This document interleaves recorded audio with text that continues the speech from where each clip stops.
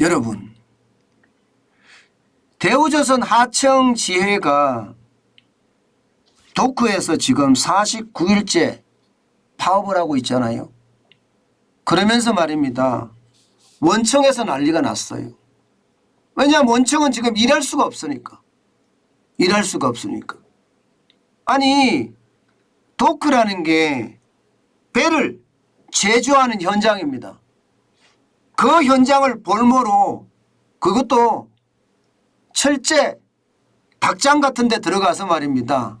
닭장이라고 저는 표현할게요, 그냥. 예, 거기에 들어가서 신나를 옆에 두고 목숨 걸고 지금 으쌰으쌰 하고 있습니다. 마치 1980년대처럼 말입니다. 대한민국이 대화 타협이 되지 않는 나라가 아니잖아요. 지금 힘이 누가 더 좋습니까? 누가? 윤석열 대통령이 법과 원칙을 지켰다고 하니까 민주노총은요 항의 집회를 열었을 정도예요. 대통령의 말이 우스운 거죠. 예, 이게 뭐 하청노조를 지지하면서 예, 이런 집회를 열었다는 자체가 그것도 용산에서 열고 그리고 대우조선에 있는 거제에서도 열고요. 저는 이런 상황을 보면서 말입니다. 야, 이거 괜찮을까? 저는 그런 생각 참 많이 했거든요. 실제로 말입니다. 실제로 이러다가는 예, 국멸한다는 이야기가 대우조선 그러니까 원청 직원들 사이에서 나오기 시작했습니다. 그리고 집회까지 열었습니다. 왜 열었을까요? 바로 이것 때문이에요. 파업 49일째가 되니까 추정 손실액이 1조가 넘어갑니다. 1조. 여러분, 예, 한 회사가 일을 못해서 손실액이 1조까지 가는데 이거 살 수 있을까요? 실제로 말입니다. 여러분, 대우조선 예, 경영 상태를 보면 이게 살아날 가능성이 그렇게 많지 않다 이런 생각이 참 많이 듭니다. 여러분 이거 한번 보세요. 지금 대우조선의 부채 비율입니다. 2019년까지만 해도 200.3%였어요. 그리고 2020년에는요. 166.76%였습니다. 2조 7,731억 원의 빚이 있었어요. 그런데 2021년 보세요. 확 늘어나죠. 예, 379.04%로 늘어났습니다. 2조 7,797억 원까지요. 그리고 2022년에는요. 523.16%까지 늘어났습니다. 2조 9,627억 원이요. 그런데 여러분 지금 계속 파업을 하잖아요. 그러면 여기에 1조가 더 늘어납니다. 1조가. 1조가 더 늘어날 가능성이 굉장히 크죠. 1조가 다 늘어나는 건 아니겠지만 뭐 나중에 매출액은 예, 만회할 수 있겠지만 적어도 말입니다. 몇 천억은 그냥 손실 비용으로 나갈 수밖에 없습니다. 그랬을 때 대우조선해양이 살아날 수 있을까요? 여러분 이거 일반적인 기업 같으면요. 523.16%면 망하고도요. 한 번 망한 게 아니라 10번 이상은 망했을 겁니다. 10번 이상은. 그리고 민간기업이 만약에 이렇다 그러면 이게 남아있을 수가 없어요. 솔직히 남아있을 수가 있습니까? 예, 저는요 이게 결국 말입니다. 대우조선해양은 스스로 붕괴될 가능성도 굉장히 크다. 저는 이렇게 생각을 합니다.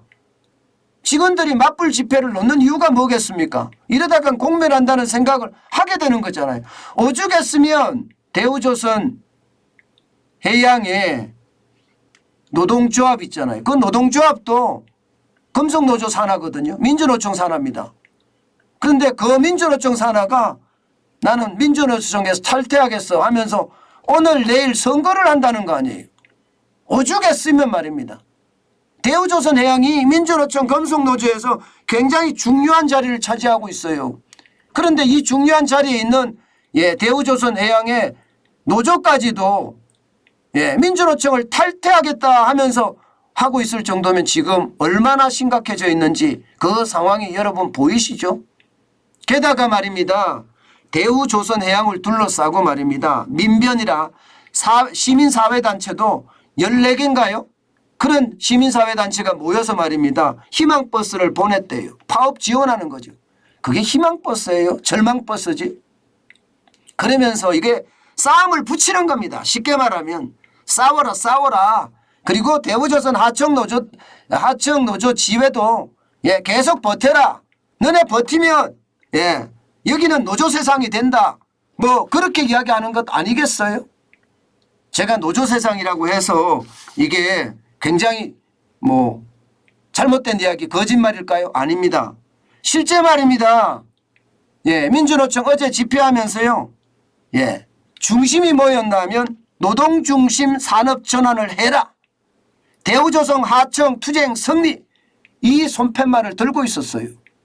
이 말은요. 노동중심 산업전환이면 이게 노조공화국이지 뭐예요. 노조공화국이지. 저는 이런 게 이렇게 벌어진다는 자체가 결국 말입니다. 무슨 일이 벌어지기를 바라는 하청지회의 그 닭장 안에 들어가 있는 그분이 어떻게 잘못되기를 바라는 그런 세력들이 굉장히 많다는 거예요. 그 세력이 만약에 잘못되면 그 지회 그 닭장에 들어가 있는 노조원이 잘못되면 그를 빌미로 전국에서 막 일어나겠죠. 막 일어나겠죠. 저는 그러리라고 봅니다. 그래서 빌미를 잡고 있는 거예요. 빌미를. 그러면서 말입니다. 민주노총에서는 파업해라 파업해라. 뭐 심지어 시민단체까지 파업해라 하는 거 아니겠습니까? 저는 시민단체도 웃기다고 봐요. 그런 시민단체가 어디 있어요? 시민단체잖아요. 시민을 위한 단체예요. 시민의 권익을 보호해 주는 게 단체인데 정치 파업에 하고 앉았잖아요. 저는 그런 걸 보면서 말입니다. 우리나라가 참 문제가 많구나 이런 생각을 제가 지울 수가 없는 거예요. 좀 더 가볼까요? 좀 더 가보면요. 지금 대우조선해양은요. 굉장히 심각한 상황에 빠져 있습니다. 쉽게 말하면 현금 흐름이 엉망입니다. 엉망. 2019년까지만 하더라도 2조 3,851억 원이 있었어요. 그러던 것이 2020년에는 6,483억 원이 마이너스 적자가 났거든요. 현금 흐름이 없어졌습니다. 그러다가 2021년에는 3,855억 원으로 나아졌다가 올해는요. 지금 최악이에요. 7,411억입니다. 여기 말입니다. 여러분. 이 공적자금 들어간 회사입니다. 정부가 돈을 넣어줬어요. 우리 혈세로 돈을 넣어준 기업이에요. 저는 이게 결국 만약에 격화가 돼서 대우조선해양 전체가 마치 쌍용차처럼 그렇게 붙는다고 하면요. 이것은요. 여러분 대한민국 조선도 이제는 경쟁력을 기대하기 어렵다. 저는 그렇게 생각합니다. 전 세계가 대한민국 조선을 그야말로 붙들고 있다 이렇게 생각하거든요. 그런데 이게 만약에 무너지잖아요. 그러면 또 하나의 세계 1등 산업이 또 무너지는 그런 결과를 가져올 수밖에 없다고 생각을 합니다.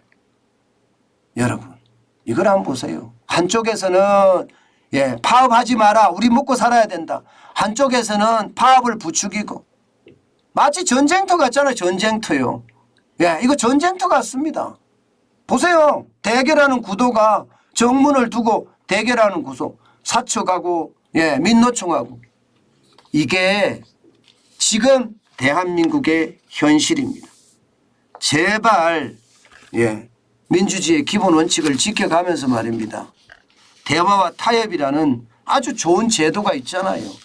그런 제도를 가지고 우리 국가를 위해서 살아야 될 것 아닙니까? 우리 국민을 위해서 함께해야 될 것 아닙니까? 왜 자기네 집단의 어떤 이익만 이야기하면서 도대체 대한민국을 망가뜨려 가는지 참 알 수가 없네요. 참 이게 보면 답답하고 진짜 답답합니다.